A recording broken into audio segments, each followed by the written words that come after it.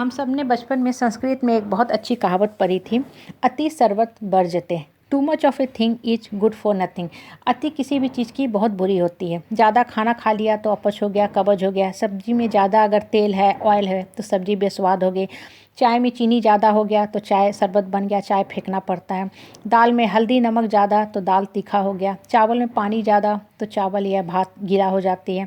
Relationship में घमंड, अहंकार, अपशब्द, एब्यूज अगर आ गए तो रिलेशनशिप की मिठास ख़त्म हो जाती है, आत्मीयता चली जाती है, इमोशनलेस रिलेशनशिप हो जाता है। रिलेशन एक टॉक्सिक रिलेशनशिप बन के रह जाता है। अब देखो, एक 2 लाइन की हम बहुत अच्छी श्लोक बता रहे हैं। अति का भला ना बोलना, अति का भला ना चुप, अति का भला ना बरसना, अति का भला ना धूप। जीवन में ये 4 लाइन की जो श्लोक है कितनी बड़ी शिक्षा देती है कि बैलेंस होना बहुत ज़रूरी है।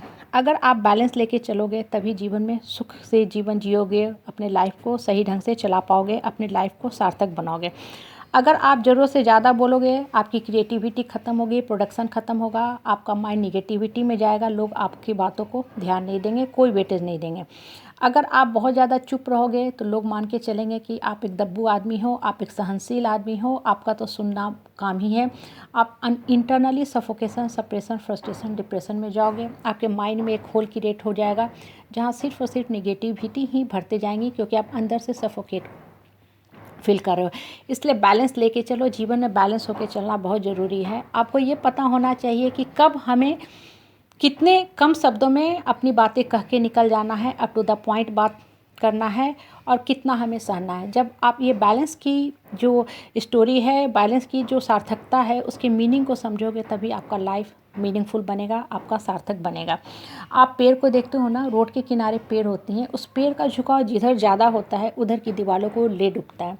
रिलेशनशिप में बिल्कुल वही है। अगर आपका या किसी इंसान का झुकाव पेरेंट्स के प्रति है, या वाइफ के प्रति है, या अपने किसी संतान के प्रति है, या बेटा के प्रति है, तो वो फैमिली के लिए फैटल हो जाता है, उस रिलेशनशिप के लिए फैटल हो जाता है। रिलेशनशिप अपनी जो आत्मीयता है, मीनिंग है, खो देता है। रिलेशनशिप बोझ हो जाता है, एक मीनिंगलेस रिलेशनशिप बन के रह जाता है।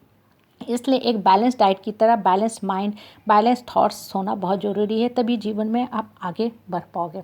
देखो, बहुत ज़्यादा धूप में अगर आप रहोगे तब भी बॉडी टैन हो जाती है, आपका चेहरा काला पड़ जाता है। और बहुत ज़्यादा सुंदरता का ख्याल करोगे, बॉडी को धूप नहीं दिया, तब भी आपको हड्डी का रोग हो जाएगा, आपका शरीर रोगग्रस्त हो जाएगा, कई तरह की बीमारियाँ हो जाती हैं। घर के जिस कॉर्नर में ना धूप नहीं आता ना, वहाँ देखोगे छोटे छोटे इंसेक्ट पनपने लगते हैं।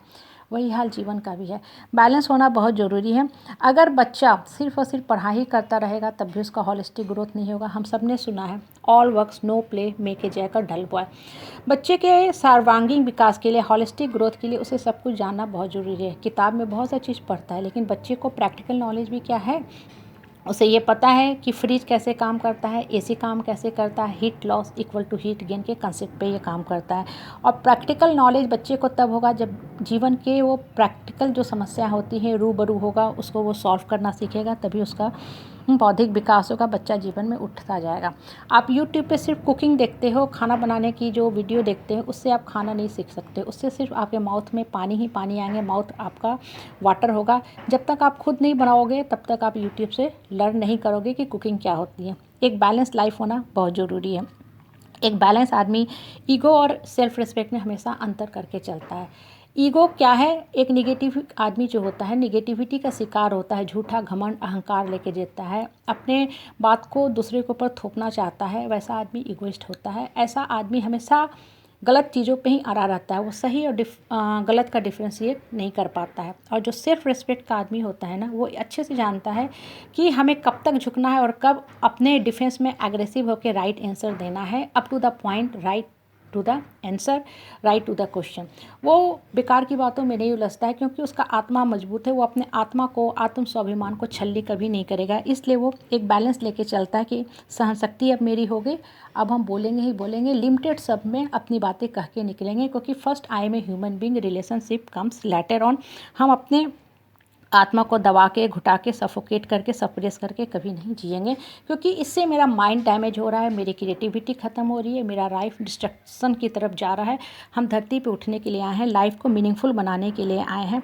We are here to write a happy destiny, not a destiny that is full of pain. इसलिए अपने लाइफ को बैलेंस लेके चलो, थॉट्स को बैलेंस रखो, रिश्ते को मीनिंगफुल बनाओ, जीवन को सही दिशा में लेके चलो।